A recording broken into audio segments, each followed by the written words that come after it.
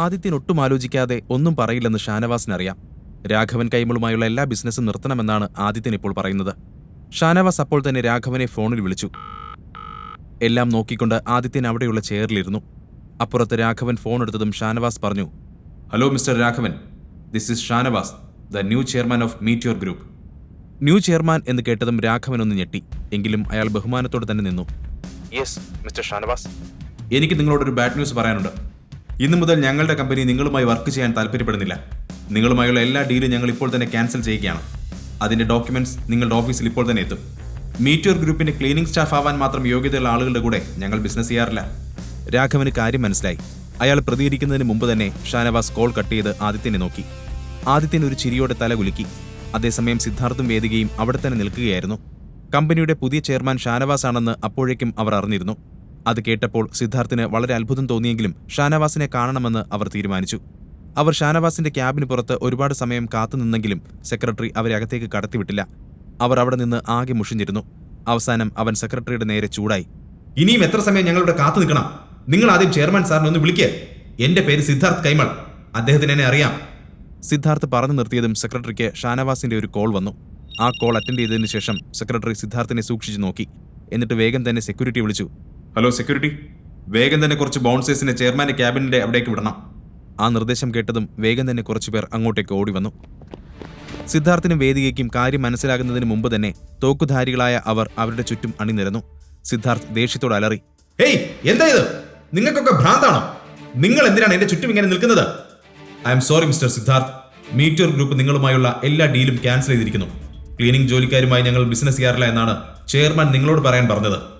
സെക്രട്ടറിയുടെ വാക്കുകൾ കേട്ട സിദ്ധാർത്ഥിന് ദേഷ്യം വന്നു. എന്ത്? What nonsense is this? അപ്പോഴാണ് അവന് നേരത്തെ ആദിത്യനോട് സംസാരിച്ചത് ഓർമ്മ വന്നത്. താൻ അവനോട് പറഞ്ഞ കാര്യങ്ങളാണല്ലോ ഇത്. അതിനെപ്പറ്റി ഒന്നും കൂടുതൽ ആലോചിക്കുവാൻ അപ്പോൾ അവർക്ക് സമയമില്ലായിരുന്നു. അവരുടെ കമ്പനിയുടെ കൂടുതൽ കാര്യങ്ങളും നടന്നു പോകുന്നത് മീറ്റിയോർ ഗ്രൂപ്പിന്റെ സഹായം കൊണ്ടായിരുന്നു. ഇവർ ഇന്നു മുതൽ എല്ലാ ഡീലും ക്യാൻസൽ ചെയ്യുകയാണെങ്കിൽ അവർ നേരെ തെരുവിലേക്ക് ഇറങ്ങേണ്ടി വരും. അതിനെപ്പറ്റി ആലോചിച്ചപ്പോൾ അവന്റെ നെറ്റിയിലൂടെ വിയർപ്പൊഴുകി. എങ്കിലും അവൻ ദേഷ്യത്തോടെ പറഞ്ഞു, എവിടെ നിങ്ങളുടെ പുതിയ ചെയർമാൻ? എനിക്ക് അദ്ദേഹത്തോട് സംസാരിക്കണം. ഇത്ര പെട്ടെന്ന് എങ്ങനെ തീരുമാനത്തിലൊരു മാറ്റമുണ്ടായി? That is not fair. എന്നാൽ സെക്രട്ടറി അവന്റെ വാക്കുകൾക്ക് ചെവി കൊടുത്തില്ല. സെക്യൂരിറ്റി, ഇവരെ രണ്ടുപേരെയും എത്രയും പെട്ടെന്ന് പുറത്താക്കണം. സെക്രട്ടറിയുടെ വാക്കുകൾ കേട്ടപ്പോൾ വളരെ ഉയരമുള്ള ഒരു ബോഡി ഗാർഡ് മുന്നോട്ട് വന്നു. സിദ്ധാർത്ഥിന്റെ കൈ പിടിച്ചു വലിച്ചു. സിദ്ധാർത്ഥിന് നന്നായി വേദനിച്ചു. അവന്റെ കണ്ണിൽ വെള്ളം നിറഞ്ഞു. ഇതെല്ലാം കണ്ടപ്പോൾ വേദിക അവനെ രക്ഷിക്കാൻ വേണ്ടി മുന്നോട്ട് വന്നു. പ്ലീസ് പ്ലീസ്, ഇങ്ങനെ ചെയ്യരുത്, ഞങ്ങൾ പൊയ്ക്കോളാം. വേദിക കരഞ്ഞു പറഞ്ഞപ്പോൾ ആ ബോഡി ഗാർഡ് സിദ്ധാർത്ഥിന്റെ കൈവിട്ടു. എന്നാൽ അവൻ അപ്പോഴും വേദന കൊണ്ട് അലറി കരയുന്നുണ്ടായിരുന്നു. അപ്പോൾ തന്നെ അവന്റെ ഫോണിലേക്ക് അവന്റെ അച്ഛൻ രാഘവന്റെ കോൾ വന്നു. സിദ്ധാർത്ഥ്, നിനക്കെന്താ ഭ്രാന്താണോ? നീ മീറ്റിയോറിൽ പോയി എന്തൊക്കെ പ്രശ്നമാണ് ഉണ്ടാക്കിയത്? അവർ നമ്മളുമായുള്ള എല്ലാ ഡീലും ക്യാൻസൽ ചെയ്തല്ലോ. നിന്നോട് അവിടെ പോയി വെഡിങ് കാർഡ് കൊടുക്കാനാണോ അതോ ഇത്രയും വലിയ പ്രശ്നം ഉണ്ടാക്കാനാണോ ഞാൻ പറഞ്ഞത്? അതുകൂടെ കേട്ടപ്പോൾ സിദ്ധാർത്ഥ് ആകെ പേടിച്ചുപോയി. അച്ഛാ, ഞാൻ ഒന്നും ചെയ്തിട്ടില്ല. ഞാൻ വേദികയുടെ കൂടെ വിവാഹം ക്ഷണിക്കാൻ വേണ്ടി ഇങ്ങോട്ട് വന്നത്. ഞാൻ ചെയർമാൻ ഇതുവരെ കണ്ടതുപോലുമില്ല. സിദ്ധാർത്ഥ്, മതി. എനിക്ക് നിന്റെ വിശദീകരണം ഒന്നും കേൾക്കണ്ട. നീ കാരണം എനിക്ക് എത്ര വലിയ പ്രശ്നമാണ് ഉണ്ടായതെന്ന് നിനക്കറിയോ? ഇങ്ങനെ സംസാരിച്ചിട്ട് കാര്യമില്ല. നീ ഇപ്പോൾ തന്നെ ഇങ്ങോട്ട് വരണം. അതും പറഞ്ഞ് രാഘവൻ കോൾ കട്ട് ചെയ്തു. സിദ്ധാർത്ഥ് തന്റെ ചുറ്റുമുള്ള ബോഡി ഗാർഡുകളെ ഒന്ന് നോക്കിയതിനു ശേഷം പിന്നെ ഒന്നും മിണ്ടാതെ അവിടെ നിന്നും നടന്നുപോയി. അവൻ പോകുന്നത് കണ്ടപ്പോൾ വേദികയും അവന്റെ പിന്നാലെ ചെന്നു. പെട്ടെന്നുള്ള ഈ സംഭവം സിദ്ധാർത്ഥിനെ ആകെ പിടിച്ചുലച്ചു. എന്താണ് അവിടെ സംഭവിച്ചതെന്ന് അവന് മനസ്സിലായില്ല. കാറിലിരിക്കുമ്പോൾ നേരത്തെ ആദിത്യനുമായി ഉണ്ടായ തർക്കം സിദ്ധാർത്ഥിന് ഓർമ്മ വന്നു. വേദിക, ഇതെല്ലാം ആദിത്യന്റെ പണിയാണെന്നാ എനിക്ക് തോന്നുന്നത്. എന്ത്? അവനെപ്പോലെ ഒരുത്തൻ ഇതൊക്കെ എങ്ങനെ ചെയ്യും? ഏയ്, അതൊന്നും ആവില്ല. അവനെങ്ങനെ ഇത്രയും വലിയ കണക്ഷൻ ഉണ്ടാവും? വേദികയ്ക്ക് അപ്പോഴും അത് വിശ്വസിക്കാനാവുന്നില്ലായിരുന്നു. സിദ്ധാർത്ഥ് നല്ല ദേഷ്യത്തിൽ തന്നെയാണ്. എന്തായാലും ഇതിന്റെ പിന്നിൽ ആരാണെന്ന് എത്രയും പെട്ടെന്ന് കണ്ടെത്തണം. അതും പറഞ്ഞ് സിദ്ധാർത്ഥ് വേദികയും കൊണ്ട് അവിടെ നിന്നും പോയി. അവന്റെ മനസ്സിൽ അപ്പോഴും ചില സംശയങ്ങൾ ഉണ്ടായിരുന്നു. അപ്പുറത്ത് സിദ്ധാർത്ഥിനെ ഒരു പാഠം പഠിപ്പിച്ചതിന്റെ സന്തോഷത്തിലായിരുന്നു ആദിത്യൻ. അവൻ വേഗം തന്നെ എല്ലാ ഡോക്യുമെന്റ്സും സൈൻ ചെയ്ത് അവിടെ നിന്നും ഇറങ്ങി. ആദിത്യൻ നേരെ വീട്ടിലേക്കാണ് പോയത്. എന്നാൽ അവിടെ എത്തിയപ്പോൾ അവന്റെ സന്തോഷത്തോടെയുള്ള മുഖം പെട്ടെന്ന് മാറി. ആവണിയുടെ മുത്തശ്ശി ഗായത്രി ദേവി അവിടെ ഹാളിലെ സോഫയിൽ ഇരിക്കുന്നുണ്ടായിരുന്നു. അവർ കഴുത്തിൽ വലിയ സ്വർണ്ണ നെക്ലേസും കയ്യിൽ ഒരുപാട് സ്വർണ്ണ മോതിരങ്ങളും ധരിച്ചിട്ടുണ്ട്. തന്റെ മകന്റെ ഈ ചെറിയ വീട് അവർക്കൊട്ടും ഇഷ്ടമായിട്ടില്ലെന്ന് അവരുടെ മുഖത്തു നിന്ന് തന്നെ വ്യക്തമായിരുന്നു. ജയരാജിനെ അന്ന് വീട്ടിൽ നിന്ന് ഇറക്കിവിട്ടതിനു ശേഷം ഗായത്രി ദേവി പിന്നെ ഇന്നാണ് ഇങ്ങോട്ടേക്ക് വരുന്നത്. അവരെ പെട്ടെന്ന് വീടിന്റെ ഹാളിൽ കണ്ടപ്പോൾ ആദിത്യന്റെ മനസ്സിൽ ഒരുപാട് ചോദ്യങ്ങൾ ഉയർന്നു വന്നു. എങ്കിലും അവൻ മുന്നോട്ട് ചെന്ന് ഗായത്രിയുടെ കാലിൽ തൊട്ടു. എന്നാൽ ആദിത്യനെ കണ്ടതും ഗായത്രി മുഖം തിരിച്ചു നിന്നു. അവർക്ക് അവനെ പണ്ടേ ഇഷ്ടമല്ല. ആ ഹാളിൽ ഒന്നാകെ ഒരു വിചിത്രമായ നിശബ്ദതയുണ്ടായിരുന്നു. ജയരാജും ആവണിയും പരസ്പരം നോക്കി. അപ്പോഴേക്കും ഗീത ഒരു കപ്പ് ചായയും കൊണ്ട് അവരുടെ മുമ്പിലേക്ക് വന്നു. അമ്മേ, ഇതാ ചായ. എന്നാൽ ഗായത്രി ആ കപ്പ് വാങ്ങുന്നതിന് മുമ്പ് അത് മണത്തു നോക്കി. എന്നിട്ട് മുഖം ചുളിച്ചുകൊണ്ട് ഗീതയെ ദേഷ്യത്തോടെ നോക്കി പറഞ്ഞു, എന്ത് ചായയാണിത്? നീ എന്താ വിചാരിച്ചേ? ഞാൻ ഇപ്പോൾ ഈ ചെറ്റക്കുടിലെ ചായ സൽക്കാരം സ്വീകരിക്കുമെന്നോ? കൊണ്ടുപോയി പുറത്തേക്ക് ഒഴിച്ച് കളഞ്ഞേക്ക് ഈ കാടിവെള്ളം. എനിക്കൊന്നും വേണ്ട. അത് കേട്ടതും ഗീത തല താഴ്ത്തി നിന്നു. ഗീത എപ്പോഴും ആദിത്യനെ താഴ്ത്തിക്കെട്ടുന്നത് പോലെ ഗായത്രി എപ്പോഴും ഗീതയെ അപമാനിക്കാറുണ്ട്. അവർ തുടർന്നു, അധിക നേരം ഇവിടെ നിന്ന് കളയാൻ എന്റെ അടുത്ത് സമയമില്ല. അറിഞ്ഞു കാണുമല്ലോ, അമ്പാട്ട് ഒരു കല്യാണം നടക്കാൻ പോവുകയാണ്. വേദികയുടെ വിവാഹ ക്ഷണക്കത്ത് തരാൻ വേണ്ടി മാത്രമാണ് ഞാൻ ഇങ്ങോട്ടേക്ക് വന്നത്. അവൾ ചെന്ന് കയറാൻ പോകുന്ന കുടുംബം അമ്പാട്ട് തറവാട്ടിനേക്കാൾ പേര് കേട്ടതാണ്. നിങ്ങളെ വിവാഹത്തിന് വിളിക്കാൻ എനിക്ക് താല്പര്യമുണ്ടായിട്ടല്ല. പക്ഷെ നിങ്ങൾ മാത്രം വന്നില്ലെങ്കിൽ വരുന്ന ഗസ്റ്റുകൾ അത് പ്രത്യേകം ശ്രദ്ധിക്കും. പിന്നെ അവർക്ക് അതിനുള്ള വിശദീകരണം നൽകേണ്ടി വരും. എല്ലാവരോടും വിശദീകരിക്കാൻ വളരെ വലിയൊരു പേരാണല്ലോ നിങ്ങൾ ഞങ്ങൾക്ക് ഉണ്ടാക്കി തന്നിട്ടുള്ളത്. അതും പറഞ്ഞ് ഗായത്രി ആവണിയെയും ആദിത്യനെയും നോക്കി. അവരുടെ കണ്ണുകളിൽ പരിഹാസം മാത്രമായിരുന്നു.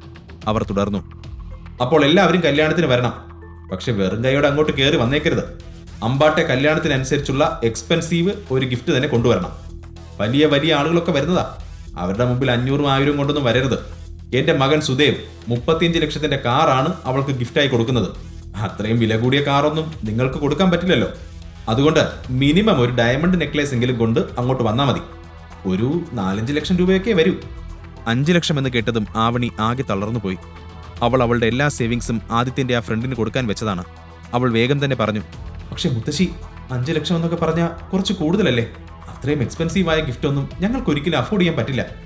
അതെ അമ്മേ, ഞങ്ങളുടെ കുടുംബത്തിന് ഇപ്പോൾ യാതൊരു സേവിങ്സും ഇല്ല. അപ്പോൾ പിന്നെ ഞങ്ങൾ എങ്ങനെ? ഗീതയും അത് ശരിവെച്ചുകൊണ്ട് പറഞ്ഞു. എന്നാൽ ഗായത്രി അവരുടെ എക്സ്ക്യൂസുകളൊന്നും ചെവിക്കൊള്ളാൻ തയ്യാറായില്ല. കിഡ്നി വിറ്റാണെങ്കിലും വീട് വിറ്റാണെങ്കിലും വേണ്ടില്ല. നിങ്ങളുടെ ഗിഫ്റ്റ് എന്തായാലും അമ്പാട്ടെ അന്തസ്സിന് ചേർന്നതാവണം.